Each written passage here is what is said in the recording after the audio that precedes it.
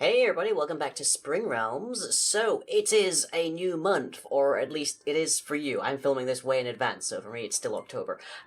So that means that we have to get to work on yet another dungeon. Now this one, we seem to be developing a pattern of sort of breaking our rules with the preceding dungeons, because we once again have a brand new rule for this one, and that is to keep the number of walls to an absolute minimum. So, this is the fallow overgrowth, or at least it will be. I think this is probably going to be one of our largest ones to date, at about 2016 cubic blocks of surface area. And I actually managed to get Aeneas in, so where are you? Oh, there you are, building trees. Hello. Building a tree is not as easy as you think.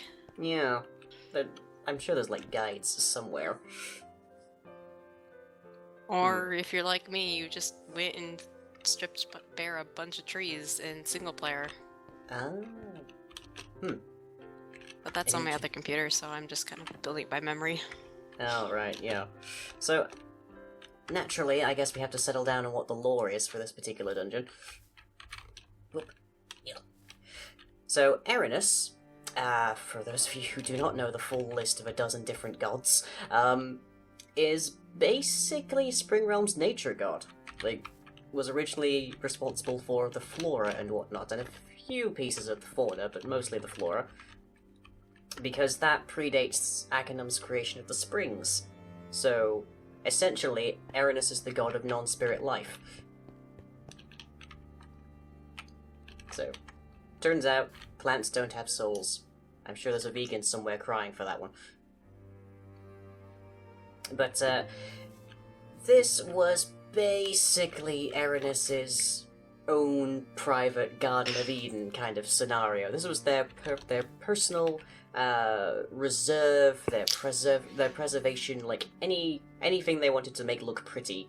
This is where they put it. Which then also means this will actually be the first dungeon that doesn't have any kind of industrialized purpose. This is like the first aesthetically intended dungeon. Which means we have full grid to make it look really nice, which is unusual for a dungeon.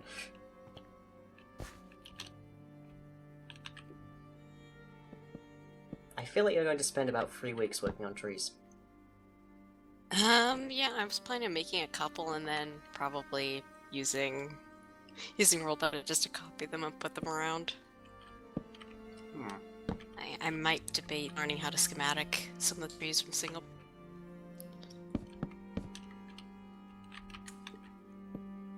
Well, I think the bigger the trees, the better. As long as they're not world tree scale, I think we're good. In fact, I think you have that on the board, don't you? Oh, jeez. The world trees. Let me see. No giant tree, no tree butt stabbings, Springrealm's not Dark Souls. So, yes, you have mandated no giant trees. Yep. No butt stabbing. I like the butt stabbings. They're effective. They're highly effective against giant trees. Who, by lore, are full of evil, so that's a weirdness. But anyways. Oh yeah, we have a creeper over here. I should probably explain why there's a creeper over here. So, if you happen to be on the server, and you happen to be fishing, you can fish up a number of enchanted books, which now actually work for one thing, so yay. But they all have lore, because I'm trying to strive to make sure that every single item you can obtain has some degree of lore to it. And the lore for the Blast Protection book is basically saying how Erinus made a mistake and they tried to compensate for it, or like make better for it by virtue of creating the Blast Protection enchantment. If you kill a creeper and it drops gunpowder, the lore text for that is the source of Erinus's shame. So basically, the lore for the world, now with additional lore. So basically, the lore for creepers is that they were Erinus's attempt to create spirited flora, plant life with a soul, and started off with some vines, because vines grow pretty swiftly and rapidly. Unfortunately, spirits are made of steam and fire, and so consequently, when you mix that with the fast-growing vines, you get the creeper. Little joke there, creeper is a type of vine. So Erinus is responsible for the creepers. Now, when Erinus first made the original creepers, they were significantly more dangerous, and the spores of the vines for that sort of spread a fair while, and then with a mixture of help from Atronicus and Moriboka and Phoenix of the Bow, those spores were hunted down, exterminated, like godly pesticide, if you will, and more or less only a few remained in this sort of original testing grounds of the fallow overgrowth, the Garden of Eden, or the Garden of Erinus, as it were.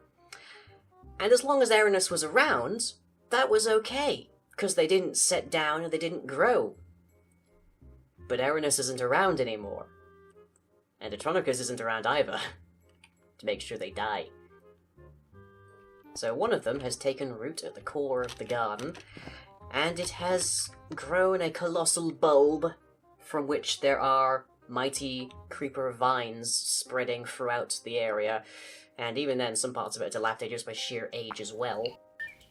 So creepers around here are going to be your primary concern, especially since I kind of have this set up right now, and I'm pretty sure this is fairly evil.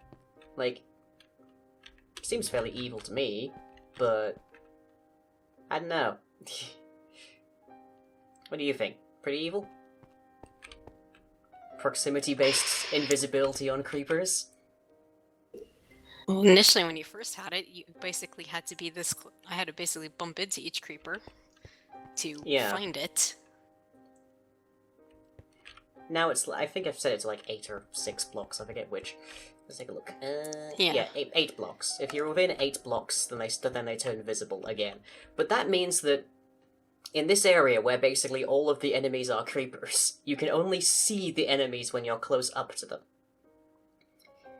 Because it's a garden, so it's meant to be traversed. It's meant to be wide and open and pretty and unobstructed view, that kind of thing. So we couldn't really just have, as we did with both the Cold Forge and Basila's dungeon, the Corrupted Fortress, have a whole bunch of boxed rooms, basically. Doesn't make any sense that way. But here in the garden, we have to create our own ways of making running across open terrain dangerous. And this seems to me like one way at least that will do it. But, so yes, the idea for this particular dungeon is that you will run around, find a way to get into the bulb at the core of the garden, to face down one of the original creepers. Technically the last original creeper, or at least the one that has seeded currently, because of course bosses respawn, so bleh. And then taking that down will, at the very least, make the creepers around the area not be invisible forever, so that'd be helpful. But, that's gonna be fun. I have some very interesting ideas for stealth mechanics around here, but that is the lore of this particular dungeon. Hope you've enjoyed, and the next few episodes, of course, we'll be looking on how we're going to design a dungeon that doesn't have barriers or borders, and how we're going to make the enemies in here interesting and whatnot, as always.